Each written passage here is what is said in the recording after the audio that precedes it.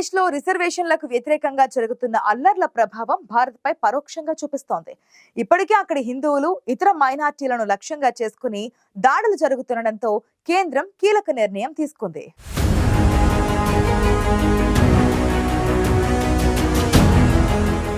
Indo Bangladesh సరిహద్దుల్లో పరిస్థితులను పరిశీలించేందుకు ప్రత్యేకంగా ఒక కమిటీని ఏర్పాటు చేసింది కేంద్రం. భారతీయులు, హిందువులపై దాడులను అరికట్టేందుకు చర్యలు చేపట్టనుంది.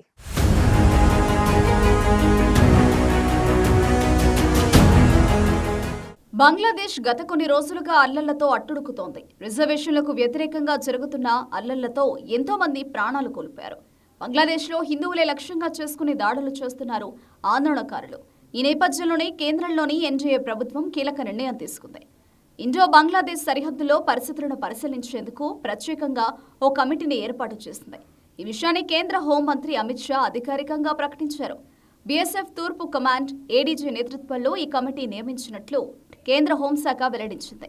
కేంద్ర ప్రభుత్వం ఏర్పాటు చేసిన కమిటీ బంగ్లాదేశ్ అధికారులతో ఎప్పటికప్పుడు సంప్రదింపులు జరుపుతుందని, అక్కడి భారతీయుల భద్రతకు భరోసా కల్పించనుందని స్పష్టం చేశారు కేంద్ర హోంమంత్రి అమిత్ షా. హిందువులు, మైనారిటీల రక్షణకు ప్రాధాన్యతను ఇస్తామని తెలిపారు అమిత్ షా. బంగ్లాదేశ్లో హిందువులనే లక్ష్యంగా చేసుకుని దాడులు జరుగుతున్నాయనే వాదనలున్నాయి. ఈ నేపథ్యంలోనే వీరి రక్షణ కోసం కమిటీ ఏర్పాటు చేస్తున్నట్లు హోంమంత్రి అమిత్ షా ప్రకటన చేశారు. ఈ కమిటీ ఆధ్వర్యంలో భారత్ బంగ్లాదేశ్ సరిహద్దుల్లో గల పరిస్థితులను పరిశీలించడంతో పాటు బంగ్లాదేశ్లోని హిందువులు, ఇతర మైనారిటీల రక్షణ చర్యలు చేపట్టనుంది.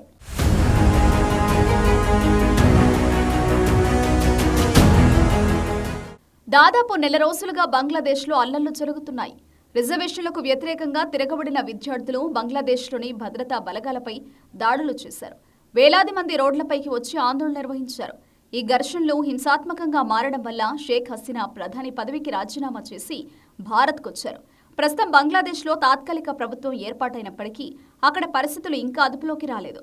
ముఖ్యంగా హిందువులను లక్ష్యంగా చేసుకుని దాడులు చేస్తున్నారని ఆందోళనకారులు, జమాతే ఇస్లామీ గ్రూప్ కావాలనే ఇదంతా చేస్తుందని వాదనలున్నాయి. బంగ్లాదేశ్ హింసాత్మక ఘటనలో షేక్ హసీనా పార్టీ, ఆవామీ లీగ్ నేతలెందరో మరణించారు. వాళ్లను రోడ్డుపైకి తీసుకొచ్చి కొట్టి దారుణంగా హతమార్చారు ఆందోళనకారులు. హిందువుల ఆలయాలు, ఇళ్లు, ఆస్తులను ధ్వంసం చేస్తున్నారు. దాదాపు 27 జిల్లాలో ఈ హింస కొనసాగుతుండటంతో భారత్ అప్రమత్తమైంది.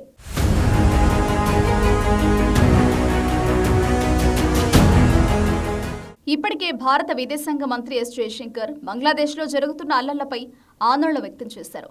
అక్కడి మైనారిటీలపై దాడులను ఖండించారు. భారత్ అక్కడి అధికారులతో మాట్లాడుతోందని స్పష్టం చేశారు. బంగ్లాదేశ్ ఆపద్ధర్మ ప్రధానిగా మహమ్మద్ యూనస్ బాధ్యతలు తీసుకున్నారు. ఈ సందర్భంగా ప్రధాని నరేంద్ర మోదీ ఆయనకు అభినందనలు తెలిపారు. అక్కడి హిందువుల రక్షణకు ప్రాధాన్యతను ఇవ్వాలని యూనస్ను కోరారు. బంగ్లాదేశ్తో భారత్ గతంలో మాదిరిగానే సంబంధాలు కొనసాగిస్తుందని సంకేతాలు ఇచ్చారు ప్రధాని మోదీ. అయితే బంగ్లాదేశ్లో ఏర్పడిన తాత్కాలిక ప్రభుత్వం భారత్తో ఎలా వ్యవహరిస్తుందనే దానిపై స్పష్టత లేదు. ఈ నేపథ్యంలోనే బంగ్లాదేశ్లో భారతీయులు, హిందువులు, ఇతర మైనారిటీల భద్రత కోసం కేంద్రం ఏర్పాటు చేసిన కమిటీ పర్యవేక్షించనుంది.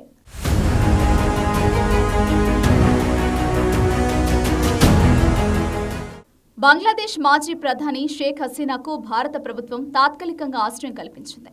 అయితే భారత్ మానవతా కోణంలోనే షేక్ హసీనాకు ఆశ్రయం కల్పించింది. బంగ్లాదేశ్లోని ఆందోళనకారులు అక్కడి హిందువులు, ఇతర మైనారిటీలను లక్ష్యంగా చేసుకుని దాడులు చేస్తుండటంతో భారత ప్రభుత్వం అప్రమత్తమైంది. భారత్ బంగ్లాదేశ్ సరిహద్దుల వద్ద భద్రతా బలగాలను మోహరించింది భారత్. అదే సమయంలో అక్కడి పరిస్థితులను ఎప్పటికప్పుడు పరిశీలిస్తూ అక్కడి హిందువులను రక్షించే దిశగా కమిటీని ఏర్పాటు చేసి మరింత నిఘాను పెంచింది. ఈ కమిటీ బంగ్లాదేశ్ అధికారులతో ఎప్పటికప్పుడు సంప్రదింపులు జరుపుతూ అక్కడి హిందువులు, ఇతర మైనారిటీల కోసం చర్యలు తీసుకుంటుందని కేంద్ర హోంశాఖ చెప్పడంతో కొంతమేర దాడులు తగ్గే అవకాశం ఉందని తెలుస్తోంది.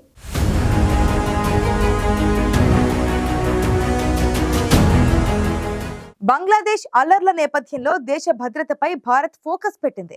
అంతేకాదు బంగ్లాదేశ్లోని హిందువులపై దాడులను అరికట్టేందుకు ప్రత్యేక కమిటీని నియమించిన కేంద్రం అక్కడి పరిస్థితులను పరిశీలించుకుంటూ అప్రమత్తంగా వ్యవహరిస్తోంది.